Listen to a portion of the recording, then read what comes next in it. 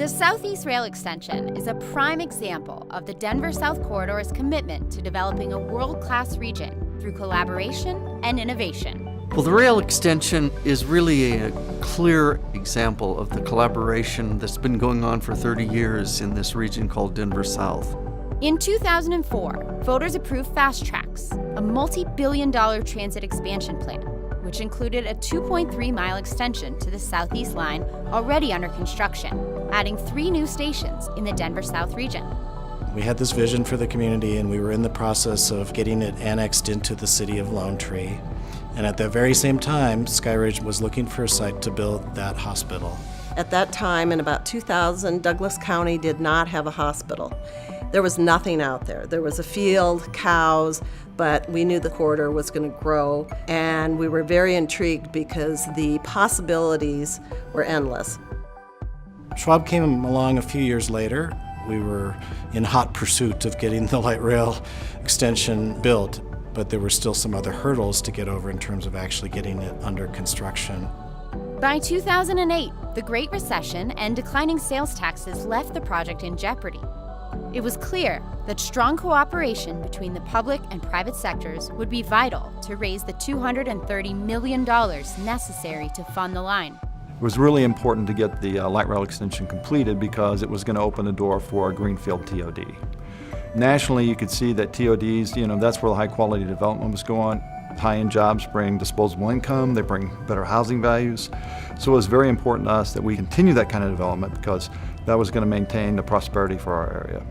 The Denver South Economic Development Partnership and its funding partner, the Southeast Public Improvement Metropolitan District, Coventry Development Corporation, the City of Lone Tree, Douglas County, and RTD came together to find a way to fund the project. The project was able to be successful because of the local contribution that came together to provide about 14% of what we needed to complete the construction of the project.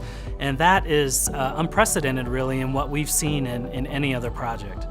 Local contributions included $25 million in cash and $15 million in right-of-way and permits. RTD invested $66 million, in addition to a $34 million environmental analysis.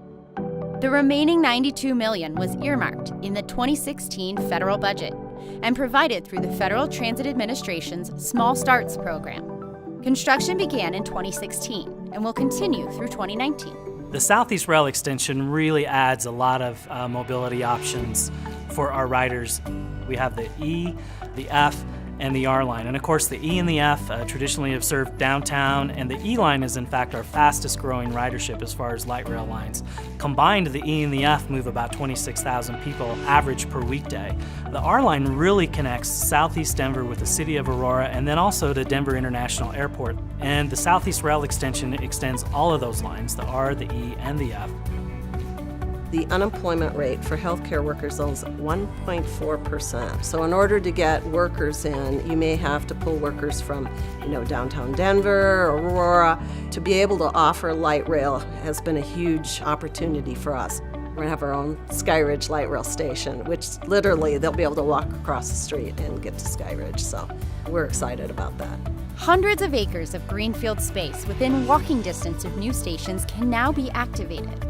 Other companies, including Kaiser Permanente and Cabela's, have established a presence along the extension line. The businesses and developers that will be attracted to that greenfield development, part of the attraction will be access to light rail. And we've already seen that with some of the major employers in the city like Schwab and Kaiser. The extension is also a critical component of the Lone Tree City Center, a smart city and IoT-oriented development that will attract innovative businesses and new residents to the Denver South region. I think the most exciting station is going to be the Lone Tree City Center station. Right at the station, we'll have a major public plaza and then buildings arrayed around that. So it will be a very urban environment for the suburbs, and that's something quite different, but we think it will be something quite attractive. The Lone Tree City Center is going to be the second stop on the extension, and it really is going to kick off development in that area. People recognize that you need access. Access and mobility are key to where people choose to live, where businesses choose to locate. The commitment shared by local jurisdictions, developers, and the business community to building a world-class region showcases the unique nature of the Denver South Corridor. This light rail will continue to carry people into Denver South up and down this corridor for years to come.